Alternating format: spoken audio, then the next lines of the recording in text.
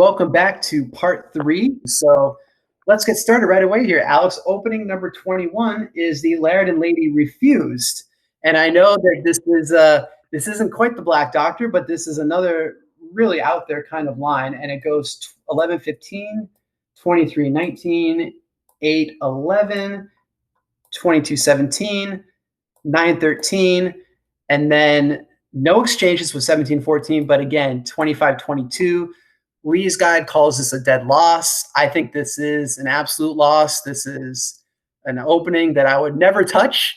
But maybe you've had some fun with this. I don't know. What's your take? Yeah, this is sure I've won every time. If I'm not mistaken, the best move should be 5-9 and then 27-23. Then it should be 11-16 in order to attack it. If I'm not mistaken, that's the way to win with the red side. I don't know if that's correct or not, but that's how I've always wanted, is going 5-9, then 11-16. Yeah, I brought that up here so the viewers can see that sequence as well. That looks right to me because, again, you're attacking both that double corner exposed there, and then the 5-9 protects a potential 17-14 exchange. So, yeah, this is a hot mess for the second side. I don't think I have ever ventured to play this, or even I don't think it's ever even crossed my mind to play this, Alex. But the fact that you've had opponents play this against you, I don't know. That's pretty telling. Well, I think it's mainly because that they don't expect you to trap them the whole time per se. Like, they think that they will get to 17-14 in eventually, and yeah, it just doesn't happen like that. By the time they get 17-14 in, it's already dead loss. So yeah, the position is just, I mean, even looking with all the pieces still on the board, it's a broken position for the second side. So for sure. I think, yeah, and again, I would put this in the expert category if you study it at all. I actually don't recommend you study this opening unless you really want to look at, ways to maybe further attack your opponent if they do become restricted in the single corner. Mm-hmm. I would say you should only want to study this with the red side in case someone does try to go 25-22 wildly, and make sure you know how to win it, but don't ever try to play this with white side for sure. That's actually a great point. And one of my biggest weaknesses over the last, I don't know, it's probably 5 to 8 years of tournament playing is just being able to win wins. When there's a win on the board, being able to execute that win. So yeah, actually, that's a great point. Maybe you should take a look at this to see how you can actually secure a win in these types of positions. Mm-hmm. All right. Absolutely. Very good. So next up, we have the Maid of the Mill. And the Maid of the Mill is 11-15, 22-17, 8-11, 17-13, and then 15-18, the early exchange, which probably for some of you out there, you're probably thinking this is a radical opening. This is an opening that's weak for the first side with the exchanges like this. However, it's actually pretty strong for the first side. And some. Oh, go ahead, Alex. Oh no, I didn't mean to interrupt you. I was just about to say I actually prefer the red side on this line for sure. Yeah, you go ahead.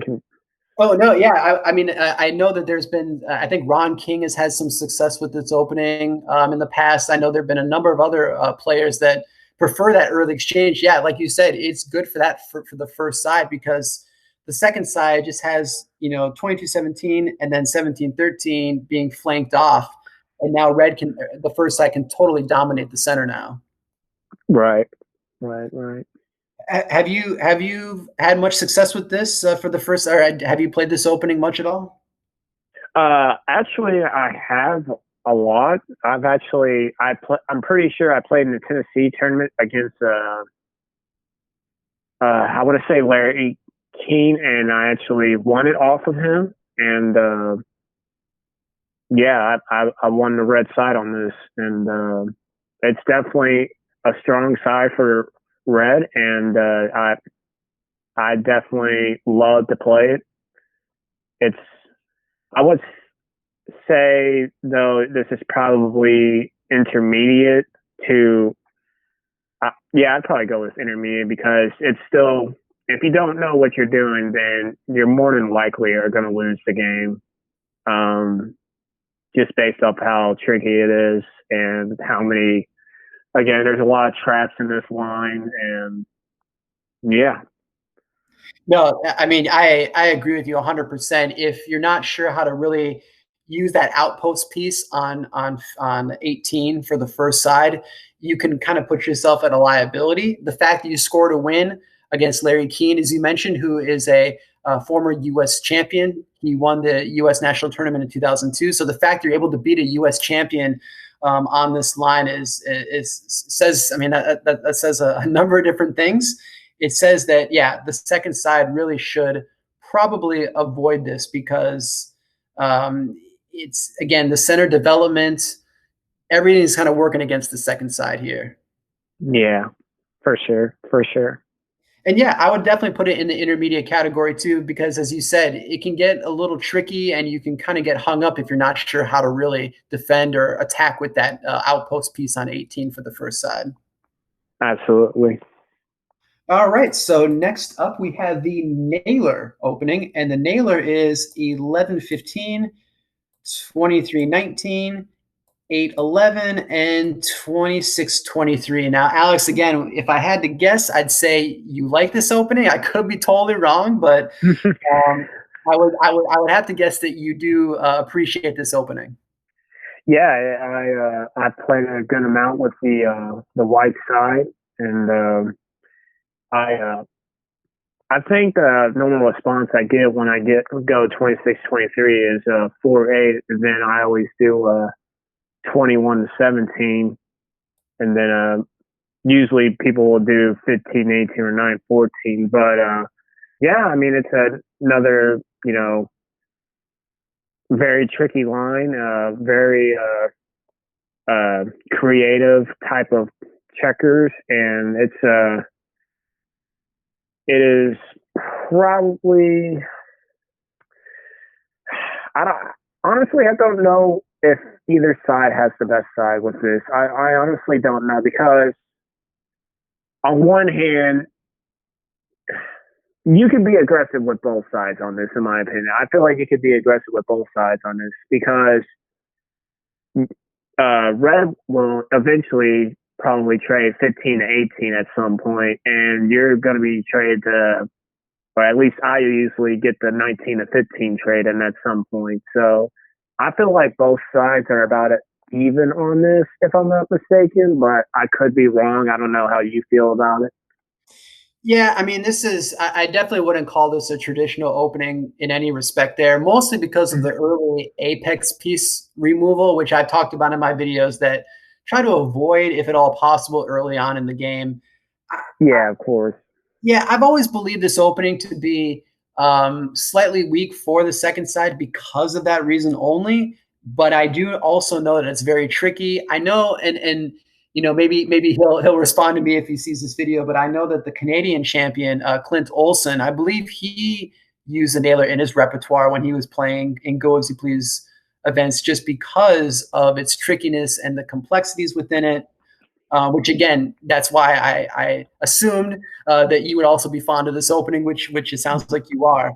But I traditionally though it is weaker for the second side because the first side can develop they don't have to do much with their position. You have the column build up and then the later 15-18 exchange. Yeah, that's a very good point. I would definitely agree with that because they don't have to really, White's the one that has to be, careful, but also wants to be tricky at the same time. Red is just, doing the simple checkers and building up a powerful formation. So I would agree with that. I would definitely agree with that.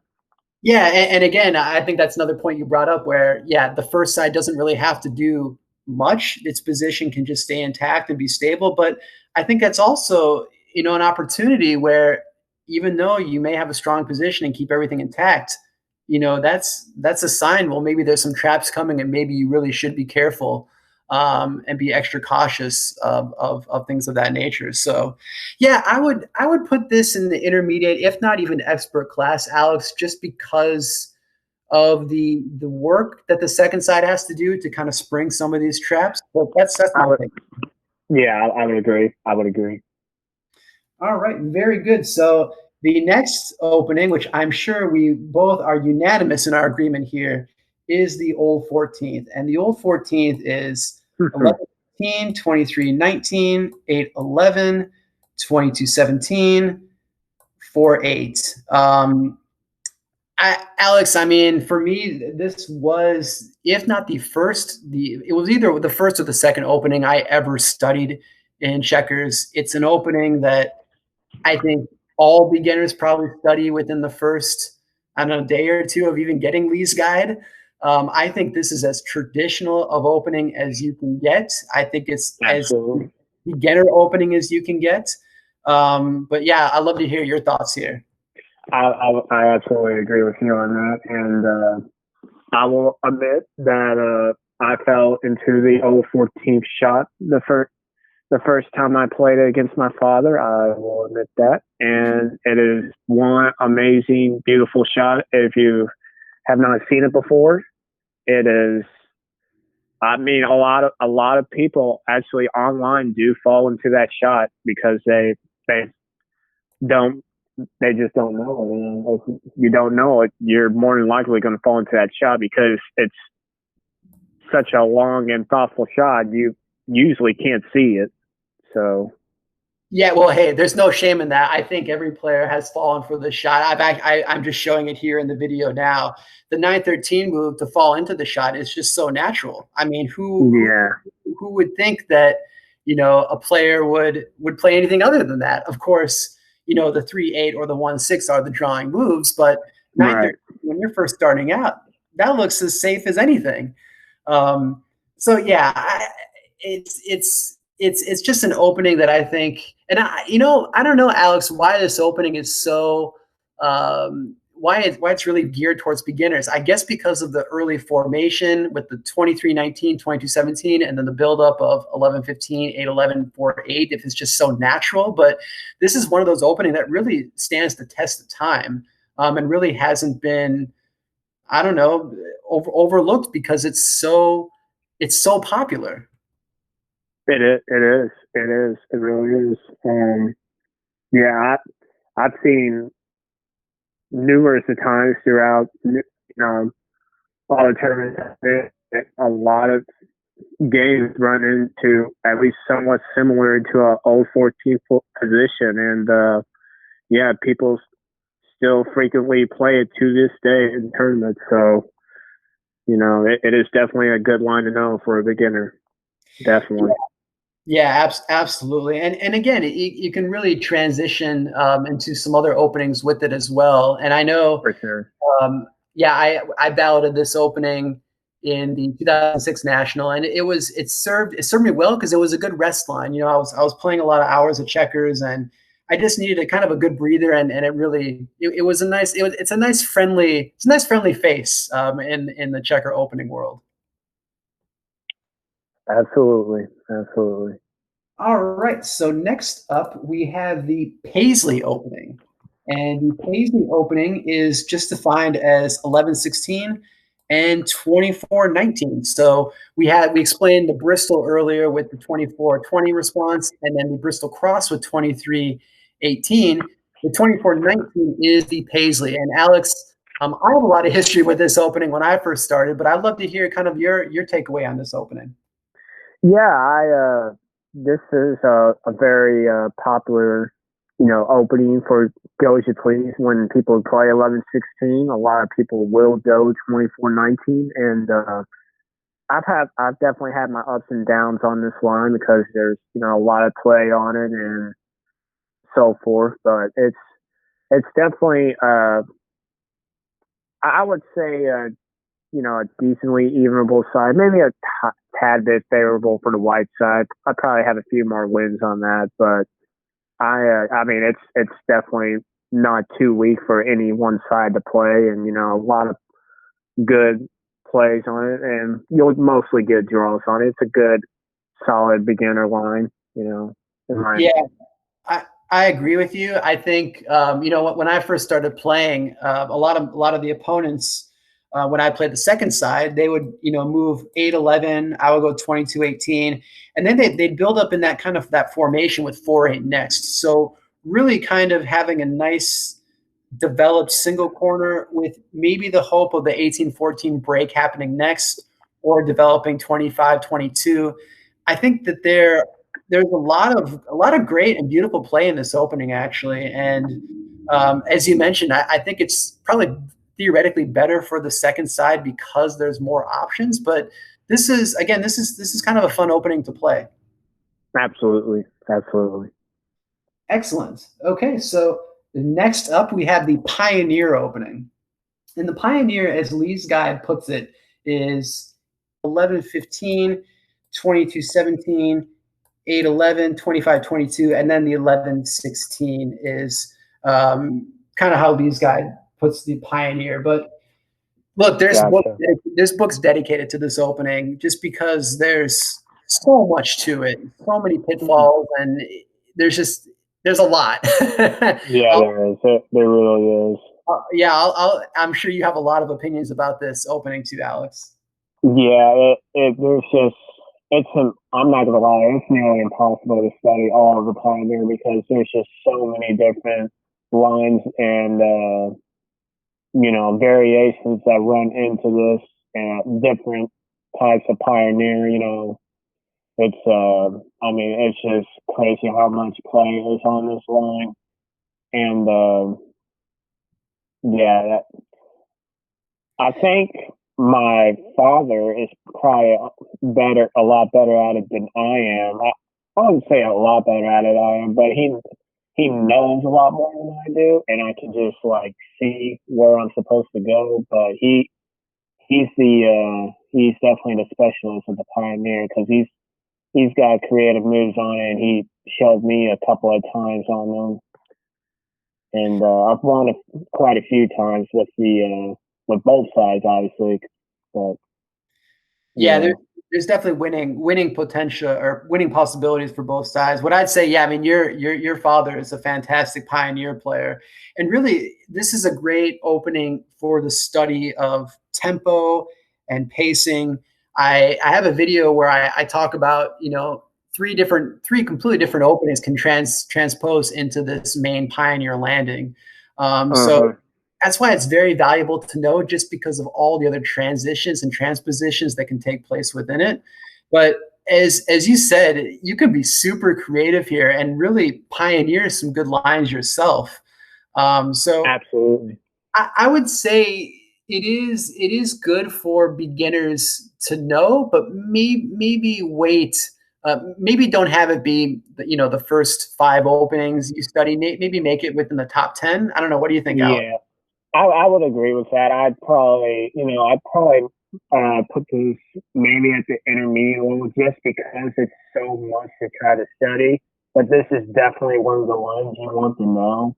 So I would maybe go intermediate and maybe possibly, at beginner as well. But this is definitely a line you want to know because if you know the Pioneer line, you're most likely going to be having a lot of success in checkers because Yeah, so many lines just run into it.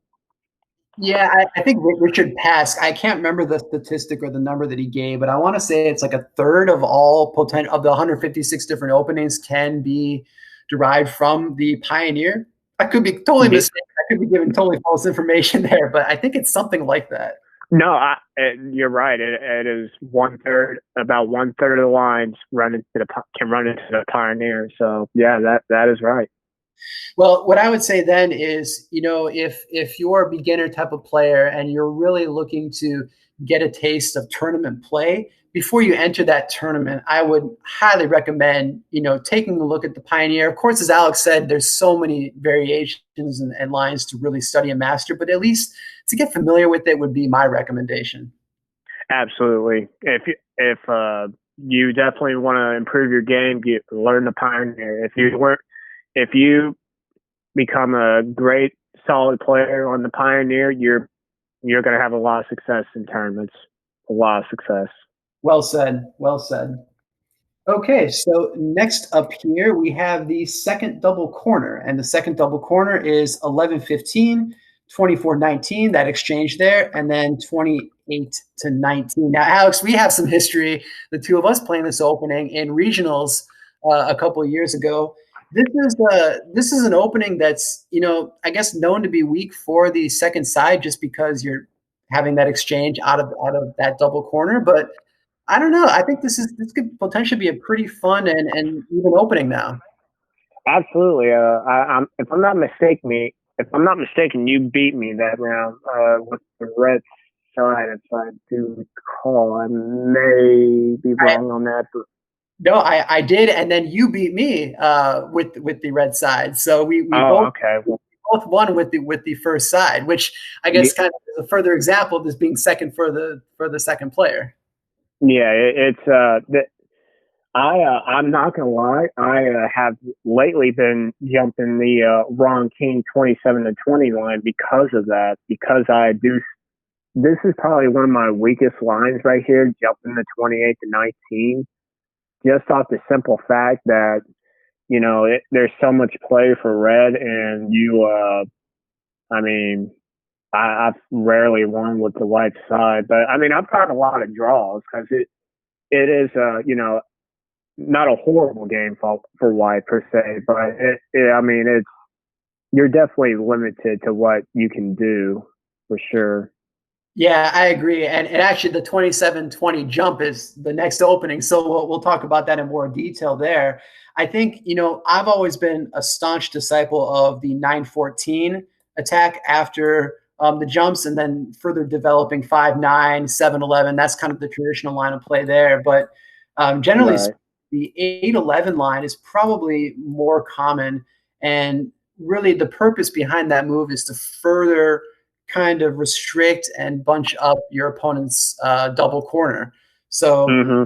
yeah, I agree with you. It is weaker for the second side, but in terms of how I would label this for a certain class of player, maybe because you want to protect your double corner and attack with your single corner. That's the general strategy and principle.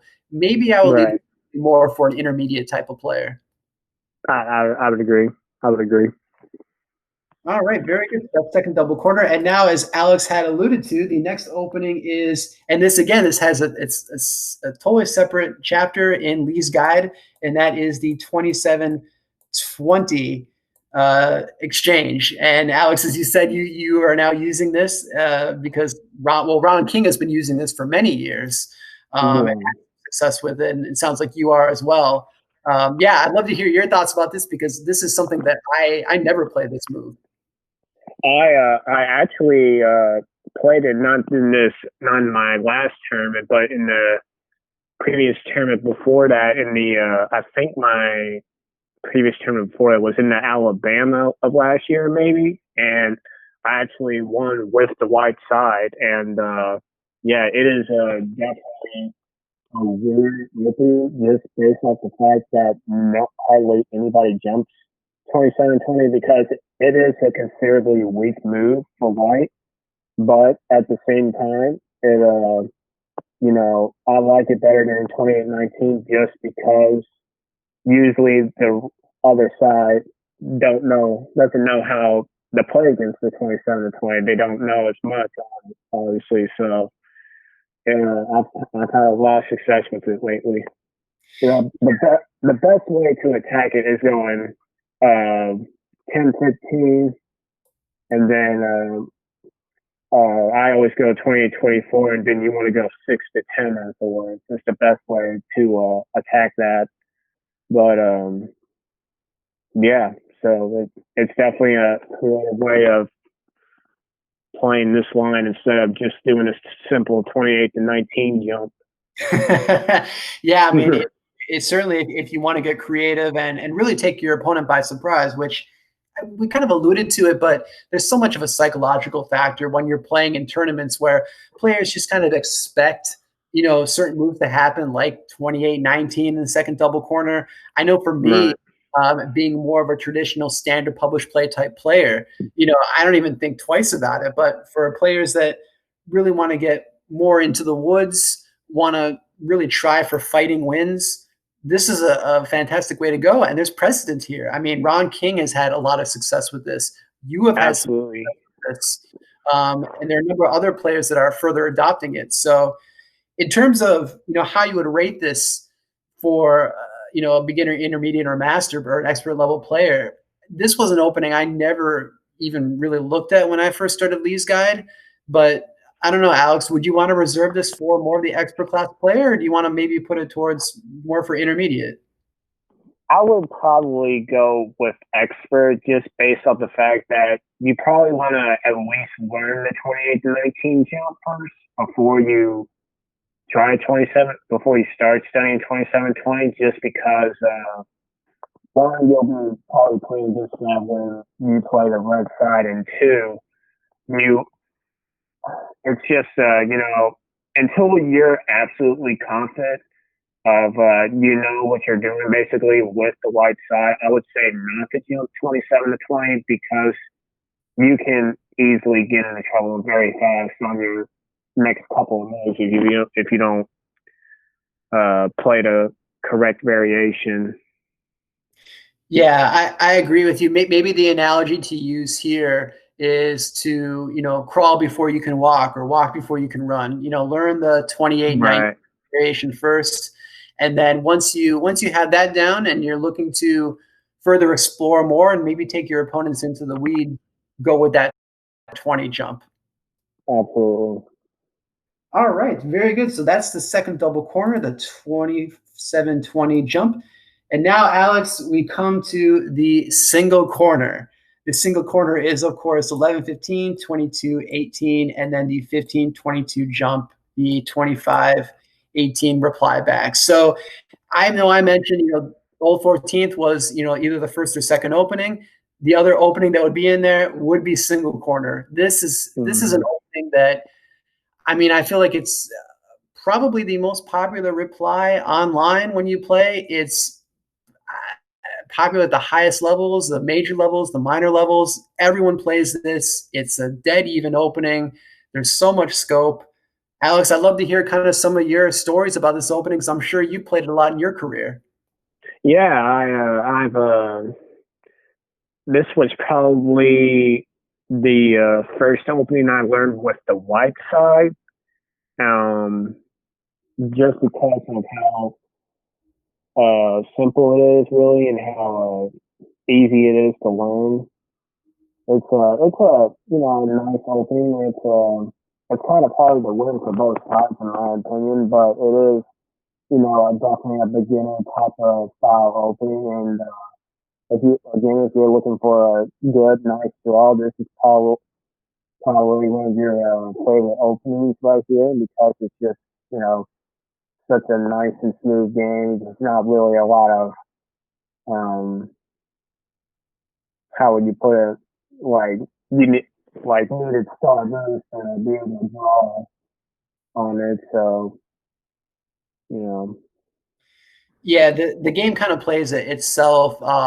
Certainly there are pitfalls. Of course, there's the goose walk trap, which I talk about in one of my videos. Um, yeah. I'm I'm curious, after that exchange, do you have a preference with 12-16 or 8-11, or do you play more of a gambit line like a 10-14? Uh, I prob I usually always go 12-16 on it, and then people usually go 24-19. Then I go 16-20.